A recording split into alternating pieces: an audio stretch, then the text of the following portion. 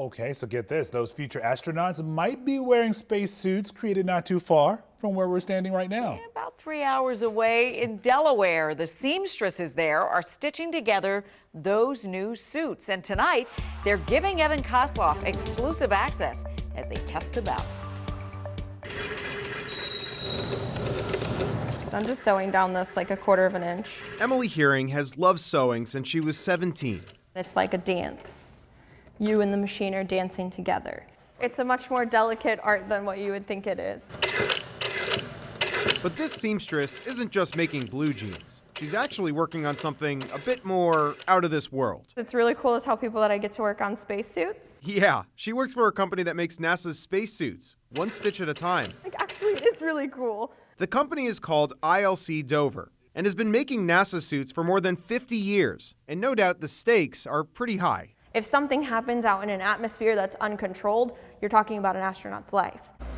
Helmet on and locked. That's why they test. Not a lot of scratching your nose in a spacesuit. Luke Marshall is putting on the suit to make sure that this suit is space ready. Go ahead and do the handrail grabs. Today he's being led by engineer Peter Vanderklay, who says they test routine motions hundreds of times to make sure that the suit can hold up in space. There's a lot of wearing and tearing that happens, and we want to make sure that the materials can survive the length of the suit or glove life. And this testing is hard work because all of this gear put together is about 300 pounds. And unlike the astronauts, we have to deal with gravity.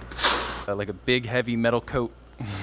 With the helmet now off, Luke told us why this work matters to him. You think about it every day, you're like, I have to get these reps because you don't want that going up if it's not safe. I was 13 when Neil Armstrong walked on the moon. Bill Airy is the quality manager and the company's historian. There were times where I'd literally fall asleep in the suit. He's also spent hundreds of hours testing suits. With that helmet on, you can't hear anything, so it's like being in a big bubble. Bill says the company's suits have been used in more than 250 space flights, including 6 moon landings.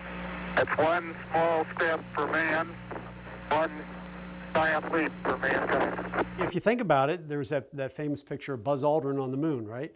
And it's such a famous picture.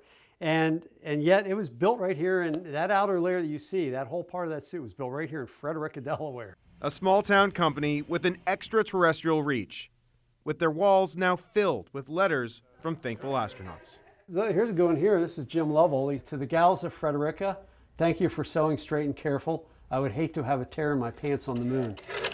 And so the dance continues as suits are being made for the next generation of space travel. Reporting in Frederica, I'm Evan Kosloff, WUSA 9. What? And by the way, if you're watching this and thinking this place sounds really cool, we have some good news for you. They're hiring. The company is looking for people to do the sewing, engineers, and people to try on those spacesuits. 300 pounds, by the way. But yes, these jobs are in Delaware. We will post all of this information on our website, WUSA9.com.